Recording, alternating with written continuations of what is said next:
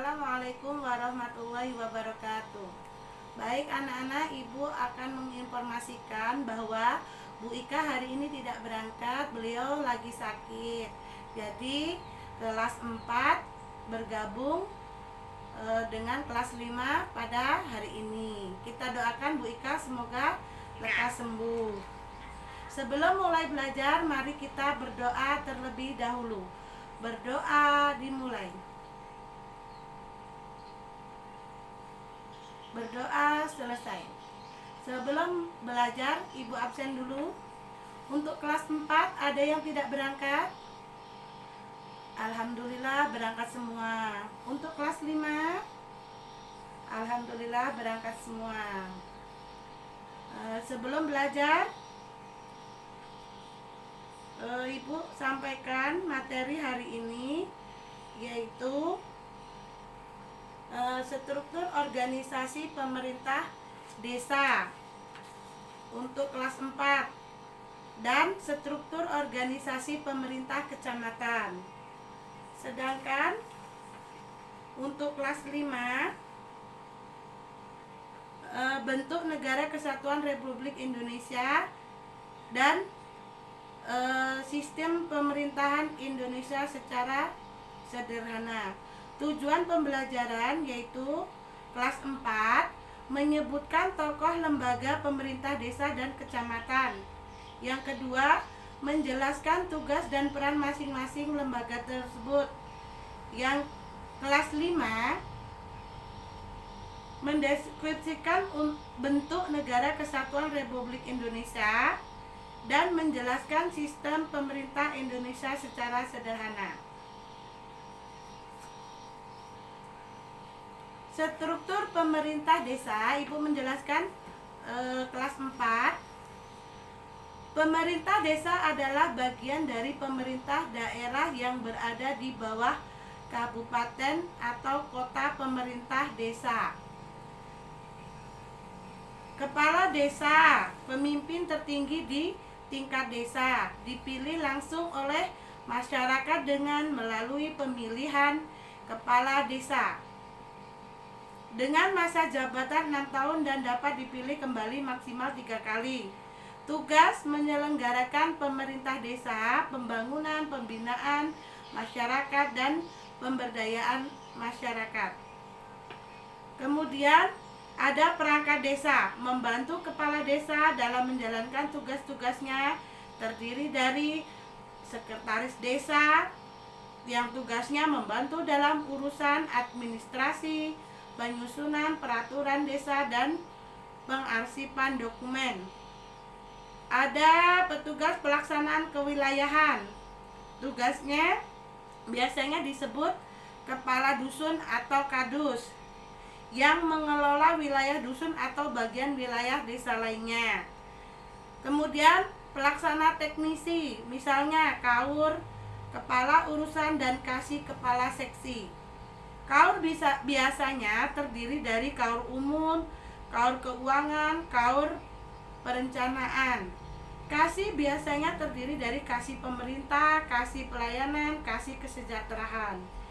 Dan ada Badan Permusyawaratan Desa (BPD) yang bertugas semacam Dewan Desa. Anggota dipilih oleh masyarakat dari berbagai unsur.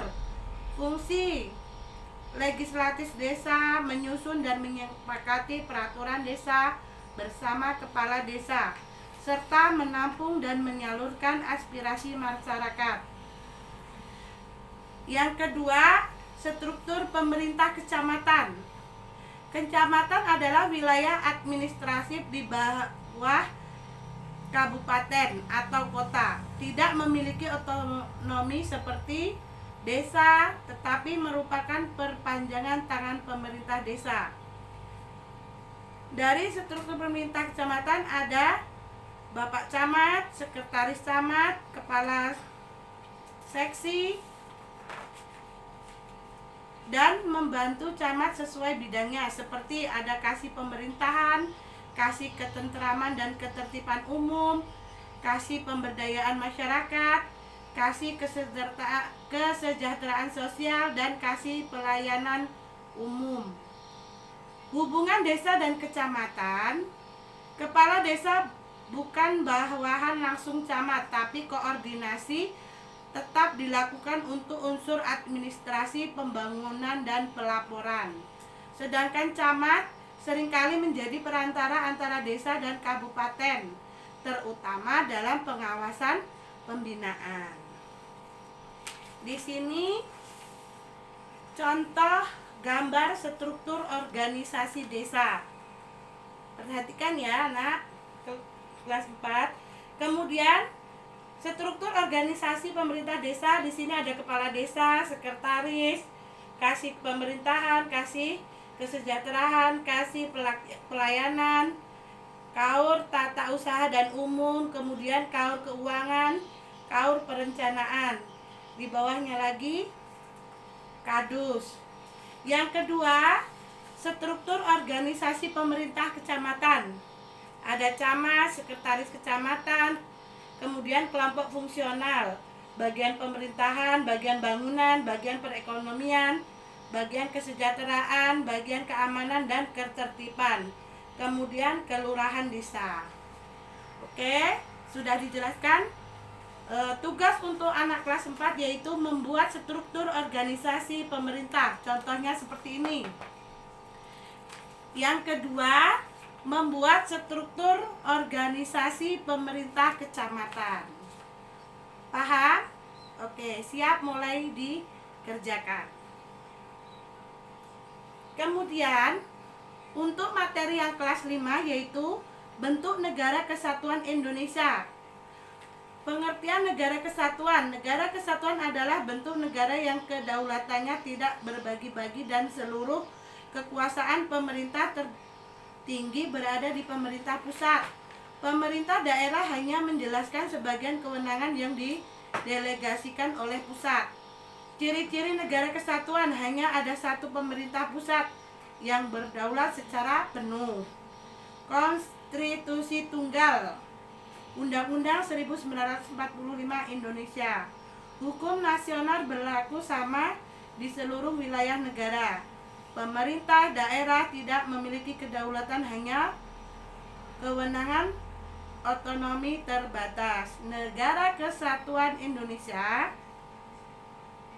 secara resmi adalah Negara Kesatuan Republik Indonesia. Ditegaskan dalam pasal 1 ayat 1 Undang-Undang 1945. Negara Indonesia ialah negara kesatuan yang berbentuk Republik Indonesia. Di situ ada sistem pemerintahan Indonesia. Sistem pemerintahan Indonesia presidensial. Contoh artinya, Presiden adalah kepala negara sekaligus kepala pemerintahan. Presiden dipilih langsung oleh rakyat. Kekuasaan eksekutif presiden terpisah dari legislatif DPR. Masa jabatannya ada berapa? 5 tahun. Benar sekali, tepuk tangan. Ciri-ciri sistem presidensial di Indonesia: presiden tidak dapat dijatuhkan oleh DPR kecuali melanggar hukum secara serius. Nah, untuk yang kelas 5, di sini lihat ada gambar peta.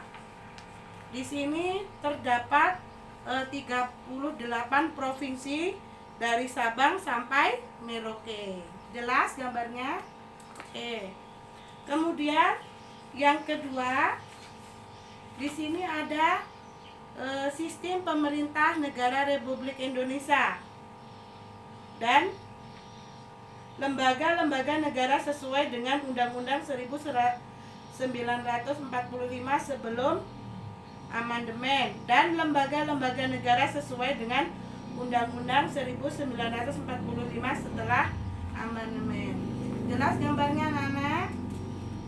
Ya. Sudah? Dari pelajaran kelas 4 tentang struktur organisasi pemerintah desa dan struktur organisasi pemerintah kecamatan,